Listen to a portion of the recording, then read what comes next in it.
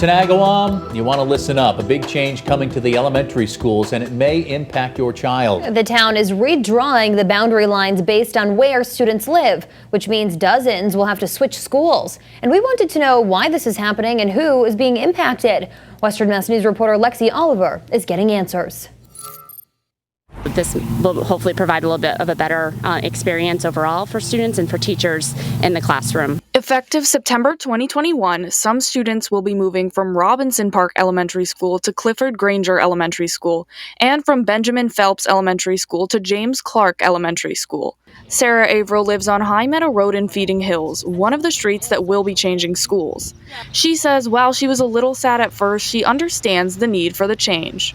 My two oldest children are in Robinson at the elementary school and really have found a great positive experience there. As disappointed as I am, I'm also kind of excited that the opportunity presents itself, that the class sizes will be a little bit more equitable at the different elementary schools. Western Mass News wanted to know exactly why the town was changing the boundary lines. Agawam Superintendent Sheila Hoffman says it's about balance. What we're seeing is that a couple of the schools have far more students than others, and so we're really looking to equal out the enrollment so we can equal out services and resources. We wanted to find out exactly how many students will have to move. It's about 100 students. There are more students moving from Robinson Park to Granger because those were our two schools that had the largest discrepancy in enrollment numbers.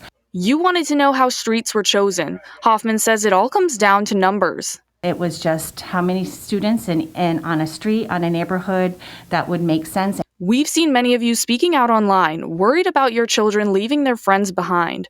Hoffman says the district took this into consideration. We moved whole neighborhoods together. So students who have been living close to each other and attending one school, if they have to move, if their neighborhood has been effective, they're moving together. So they're still going to have some familiar faces at their new school.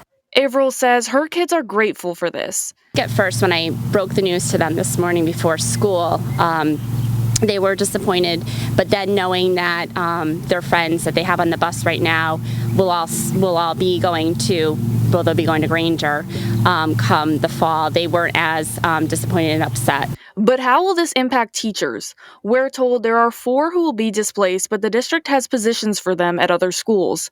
And the big question, is there any way out of the move? We asked the superintendent if it was possible to file for an exemption. She says only one group of students gets that privilege. The accommodation we're able to give is 4th graders since it's their last year in the building. We are giving them the option to stay for one last year if they choose to. And during a time that's brought nothing but change for students, some of you were concerned about adding one more to that list. But Hoffman says that actually makes this the perfect time to redistrict. So much is going to change at the beginning of next year. So next year is going to be a rebuilding year anyways. So we did figure this might be an opportunity to have this change kind of blend right into the rebuilding of the schools. Something Averill agrees with. After this past school year, with it being just kind of such a roller coaster ride, at least they thought about this redistricting at a time that probably was smart. Hoffman says there is an open town meeting on May 4th for parents to come and express their concerns. You can head to our website, westernmassnews.com, for a full list of streets that are moving to see if your street is impacted. In Agawam, Lexi Oliver, Western Mass News.